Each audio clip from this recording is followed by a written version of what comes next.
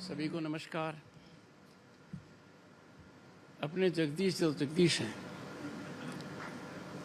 और मेरा बहुत लंबा परिचय है, 5 दशक से भी ज़्यादा।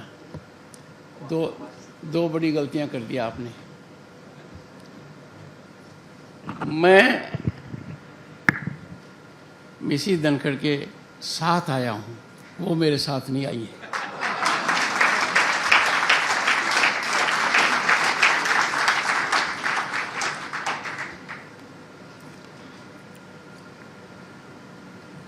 Doctor Jagdish Chandra innovative, imaginative, and acts without fear when the idea is to be implemented. Chief Executive Officer and Editor-in-Chief, Bharat 24, Vision of India is the subject.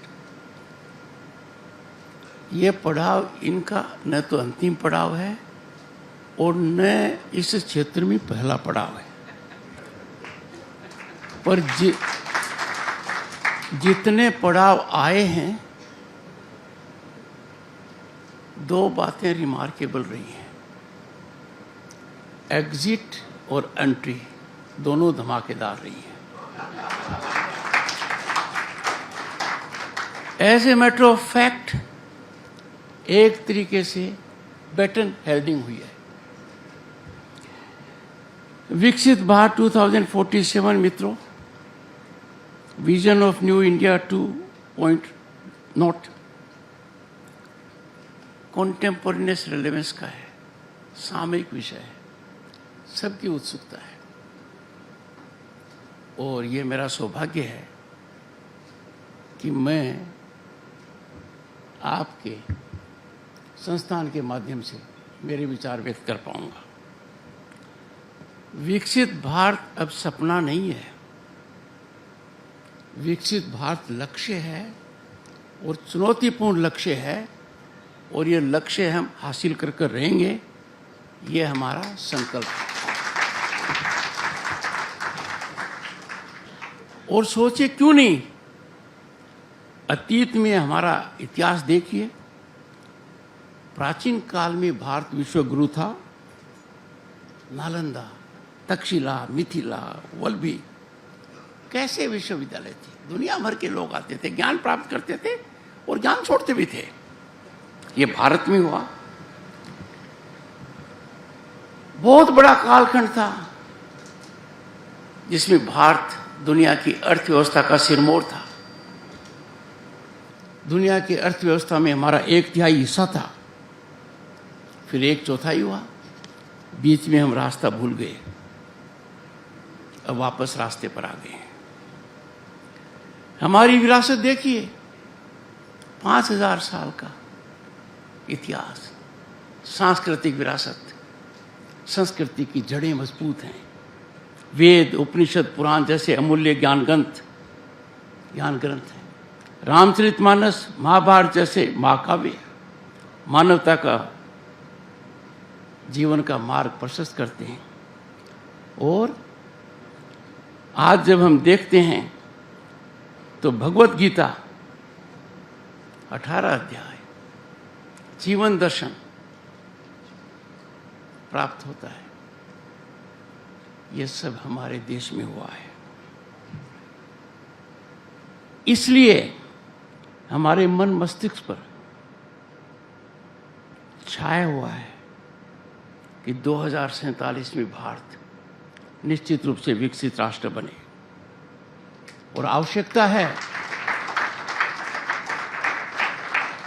Arjun की दृष्टि, एकाग्रता, इस लक्ष्य को प्राप्त करना है। और मेरे मन में कोई शंका नहीं है। पर चिंतन का विषय है, मंथन का विषय है। और जब हालात सुधर रहे हैं, बहुत सुधर गए हैं, सोचने का है। एक कालखंड था सोने की चिड़िया कहलाने वाले देश का सोना विदेशी बैंकों के अंदर गिरवी रखना पड़ा। एक कल्पनीय पीड़ा थी। कारण क्या था? हमारा विदेशी मुद्रा का भंडार 1 बिलियन US$ के नीचे आ गया था। वर्तमान में देखिए क्या हालात हैं। हमारा विदेशी मुद्रा भंडार 650 US$ बिलियन है, इससे आगे भी बढ़ रहा है, 700 तक भी छुआ है। व्यक्तिगत रूप से मैंने दोनों हालात देखे हैं। जब सोना गिरवी रखा गया, मैं सांसद था, केंद्र में मंत्री था, और जब ये देखा तो मेरा मन निश्चित रूप से प्रफुल्लित है। मैंने भारत की बदलती तस्वीर देखी है।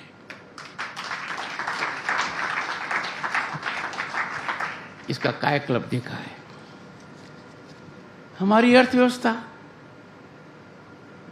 जब मैंने पदार्पण किया भारत की संसद में, चिंताजनक थी, भयावह थी। और 1 दशक पहले भी हम दुनिया की फ्रेजाइल 5 देशों में गिने जाते थे। आप सब बुद्धिमान हैं। आज हम कहाँ हैं? आज हम विश्व की 5वीं आर्थिक महाशक्ति हैं। ब्राजील, कनाडा, यूके और फ्रांस को पीछे छोड़ दिया है। अब जर्मनी और जापान की बारी है आने वाले 1-2 वर्ष में, और हम 3री महाशक्ति होंगे। 4 ट्रिलियन US$ की इकोनॉमी वाला भारत आज 8% की रेट से बढ़ रहा है। दुनिया के अंदर कोई ऐसा दूसरा देश नहीं है। अर्थव्यवस्था का मुख्य आधार है purchasing power. We are the world's 3rd largest global purchasing power. और जब तकनीकी को देखते हैं,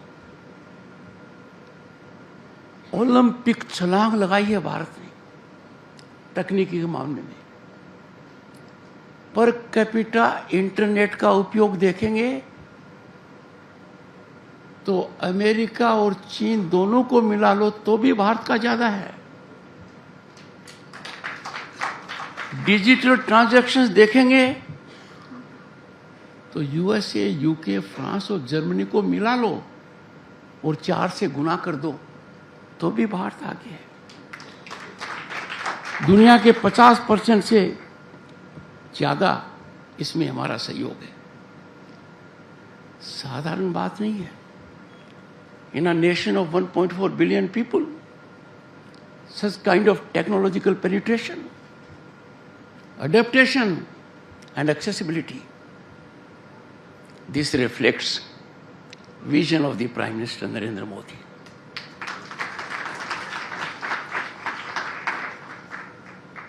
याद ताजा है क्योंकि आज के दिन मोबाइल सबके हाथ में है। कभी 2 निर्माता हुआ करते थे और हम आयात करते थे। आज 100 से ज्यादा निर्माता हैं, हम निर्यात करते हैं। जिस मोबाइल को हम बहुत सर्वश्रेष्ठ मानते हैं, उसका निर्माण भारत में हो रहा है, भारत के लिए भी और विश्व के लिए भी। ये हमारे बदलते हुए भारत की तस्वीर है।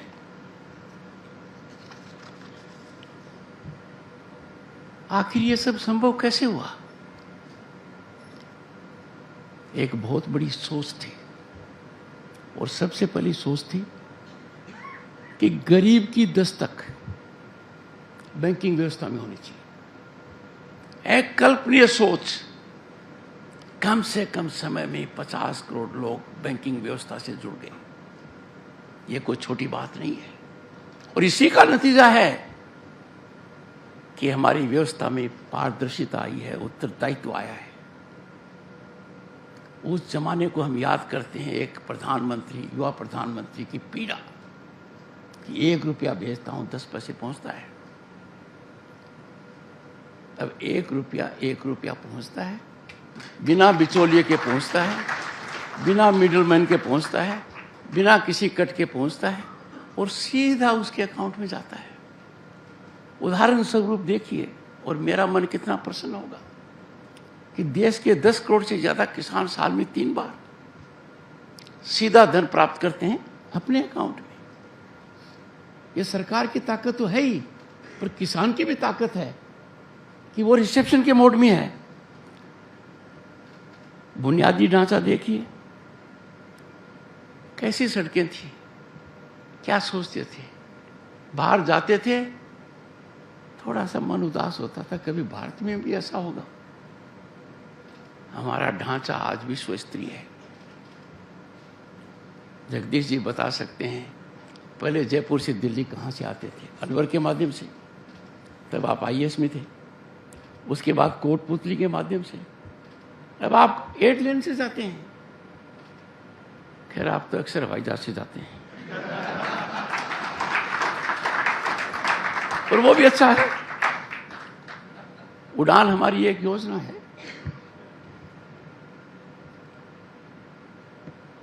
कभी सोचा था 1 साल में 4 एयरपोर्ट नए बन रहे हैं? 1 साल में 4 बन रहे हैं। मेट्रो सिस्टम बन रहा है, और साल को छोड़ दो, प्रतिदिन पर आ जाइए। 14 किलोमीटर राजमार्ग और 6 किलोमीटर रेलवे लाइन।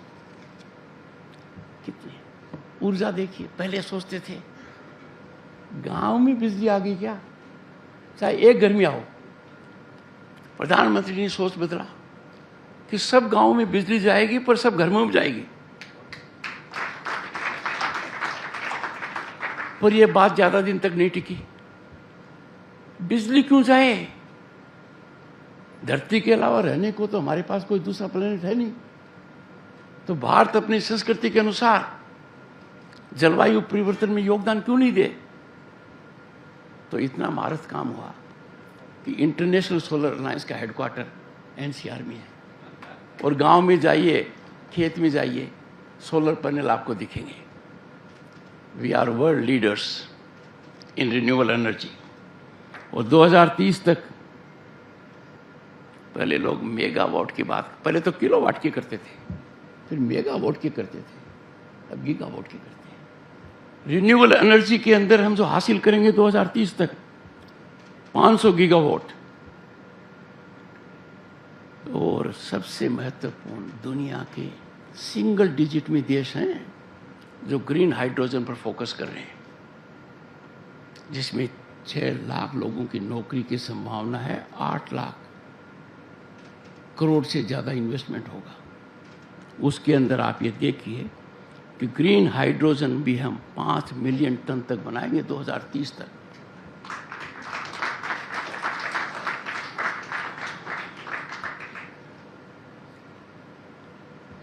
पहले international monetary fund, world bank, world economic forum हमें क्या कहते थे? आजकल हमारी प्रशंसा करते हुए थकते नहीं है। Indian economy and infrastructure and digital infrastructure, digital penetration is being accoladed by IMF, World Bank, World Economic Forum. IMF क्या कहता है? India is a favorite destination of investment and opportunity. देखिए, दुनिया का पसंदीदा निवेश गंतव्य है, अवसरों का केंद्र है। यह आसान नहीं था, पर यह हो गया। पर हुआ कैसे? पहले सत्ता के गलियारों में दलाल रहते थे। यदि अगर आपको नौकरी चाहिए, कोई कॉन्ट्रैक्ट चाहिए, तो माध्यम था वो अपवित्र था। Corruption was a password for opportunity and job, contract. Corruption is now password for jail. ये भारत में बड़ा बदलाव आया है। लोग सोचते थे कि कानून हमारा क्या कर लेगा, हम कानून से ऊपर हैं। वो कानून से भयभीत नहीं थे और लोग उनसे भयभीत थे। क्या परिदृश्य था देश का? एक आदमी कानून की परवाह नहीं करेगा, कानून से अपने आप को ऊपर मानेगा, प्रिविलेज्ड पेडिग्री का सदस्य मानेगा और औरों को भयभीत करेगा। आज कानून का भय उनमें कंपन पैदा कर रहा है।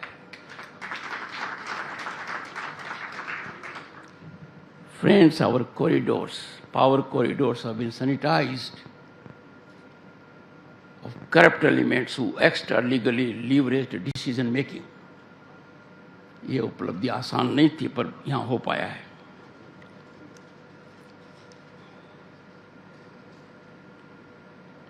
एक जो नई बात है कि इसमें नागरिक क्या करे आज के दिन, तो सबसे पहले समझना है कि विकसित भारत का अर्थ क्या है। यदि अगर गहराई से समझेंगे, इसकी परिभाषा दुनिया में है नहीं। जगदीश, इसकी परिभाषा ढूंढनी पड़ती है। पर एक चुनौती हमारे सामने है कि विकसित भारत का लक्ष्य प्राप्त करने के लिए आम आदमी की इनकम को 8 गुना करना पड़ेगा। यह चुनौती है। अब इसमें आम आदमी कैसे करे? सरकार की नीतियां सकारात्मक हैं। सरकार की नीतियों ने एक ऐसे वायुमंडल का निर्माण कर दिया है कि जहां हर भारतीय अपनी प्रतिभा को निखार सकता है। नागरिक का सबसे बड़ा कर्तव्य मेरे हिसाब से है, क्योंकि आज के दिन नागरिक is not living in despair और hopelessness. India is a land of hope and possibility. और ऐसा हुआ है। वंशागत व्यापार चलता था पहले, आज व्यापार को प्रभावित वो लोग कर रहे हैं जो प्रथम पीढ़ी के हैं, शिक्षा के कारण। तो प्रधानमंत्री जी ने बहुत बड़ी सोच को दर्शाते हुए 3 दशक के बाद, लाखों लोगों की राय लेने के बाद एक राष्ट्रीय शिक्षा नीति का निर्माण किया है। आपके माध्यम से मैं अपील करूंगा, जिन प्रांतों ने इसको अडॉप्ट नहीं किया वो अडॉप्ट करें। मैं ये भी संदेश देना चाहूंगा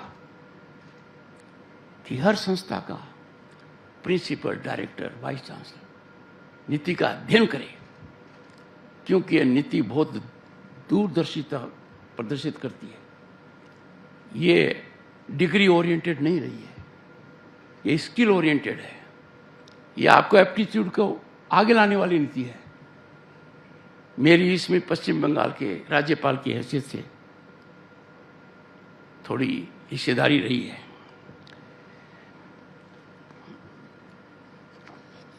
राजनीति के अंदर परिवर्तन के बिना आगे कुछ होता नहीं है, और परिवर्तन आप देख रहे हैं देश में। सर्वोच्च पद पर विराजमान है जनजाति की महिला, और सबसे शक्तिशाली केंद्र सरकार के अंदर अन्य पिछड़ा वर्ग के श्री नरेंद्र मोदी जी हैं। इतिहास रचित किया है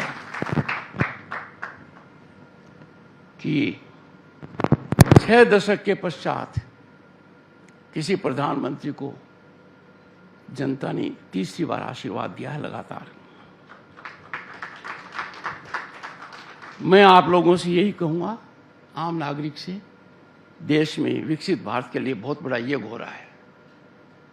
इस यज्ञ में आप अपनी आहुति दीजिए। आप संकल्प लीजिए कि राष्ट्र को हम प्रथम रखेंगे। हम भारतीय हैं, भारतीयता हमारी पहचान है, राष्ट्रीयता हमारा धर्म है।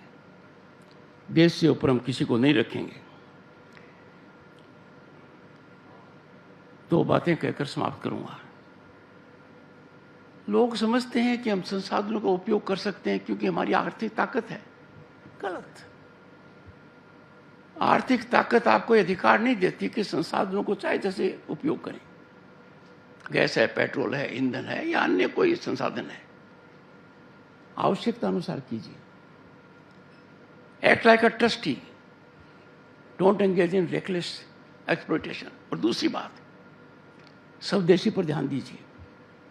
जब हम बाहर से आयात करते हैं, किसको करते हैं? कपड़े को करते हैं, कारपेट को करते हैं, फर्नीचर को करते हैं, दिए को करते हैं, खिलौनों को करते हैं। Billions of dollars are drained out. मुद्रा भंडार के अंदर क्षति होती है, छेद होता है, लोगों के हाथ से काम छीना जाता है, एंटरप्रेन्योरशिप ब्लॉसम नहीं होता है। यह आम आदमी का कर्तव्य है कि मैं उपयोग करूंगा तो स्वदेशी का। प्रधानमंत्री जी ने अपना मंतव्य दे दिया है, be vocal for local, 1 district 1 product. और दूसरा, आपके माध्यम से उद्योगपतियों को कहना चाहूंगा, व्यापार से जुड़े लोगों को कहना चाहूंगा, आप कच्चे माल को बाहर मत बेचिए। कच्चे माल को बाहर भेजने का मतलब है कि हम वैल्यू ऐड नहीं कर सकते इसमें। वैल्यू ऐड करेंगे हमारे लोगों को काम मिलेगा, हमारा उद्योग बढ़ेगा। पर जिसका कच्चे माल पर थोड़ा कब्जा हो गया है, आप में से जब जगदीश जी मुझे कुछ महानुभावों से मिला रहे थे, उनमें एक पारादीप से आए। पारादीप पोर्ट के ऊपर आयरन और जहाजों में जा रहा है। अरे हमारा कच्चा माल बाहर क्यों जाए? We must focus, we must add value to our raw materials. मैं बहुत ज्यादा नहीं कहूंगा, 2 बातें कह रहा हूं जो पहले कही थी। विकसित भारत की असली कुंजी गांव में बैठे अन्नदाता के पास है। अन्नदाते की हमें पूजा करनी चाहिए। हमें देखना चाहिए कि गांव में बैठा व्यक्ति जो अन्न पैदा करता है, वो उसकी मार्केटिंग में क्यों नहीं है, उसके वैल्यू एडिशन में क्यों नहीं है। बहुत बड़ा बदलाव आ गया, ये होना चाहिए। गांव और किसान, आपने मुझे जाट कहा, मैंने कहा ना 2 गलतियां की, पहली बता दी थी, एक आखिर में बता रहा हूं। जाट किसान है और किसान का प्रमुख अंग है। ये शरीर किसान का है, इसमें कोई दिमाग है तो कोई दिल है, तो कोई किडनी है, तो कोई लंग्स है। अंतिम बात, संसद हमारे प्रजातंत्र का मंदिर है। हमें वहां जनता की पूजा करनी चाहिए। Sansad is a place of realising aspirations of the people. उनके सपनों को साकार करना है। और ये दीगर ऐसे मंदिर की हम गरिमा नहीं रख पाते हैं, वहां विचार विमर्श नहीं होता है। A place for debate, dialogue, discussion and deliberation. ये दीगर वो डिस्टर्बेंस और डिस्ट्रप्शन का अड्डा बन जाए। मेरे मन में बड़ी पीड़ा हुई कि संविधान एडॉप्शन के 4th क्वार्टर की जो सेंचुरी का पहला दिन है, डिस्ट्रप्शन खा गया। We have weaponised the disruption. Disruption according to me is not a remedy but a melody. पूरा सत्ता चला गया। मैं पुरजोर अपील करूंगा जनप्रतिनिधियों से, अपनी आत्मा को टटोलें, अपनी शपथ को ध्यान रखें, भारत के संविधान के प्रस्तावना को सामने रखें और संसद को 100% प्रोडक्टिव बनाएं। आपने मुझे सुअवसर दिया, बहुत बहुत धन्यवाद। Thank you.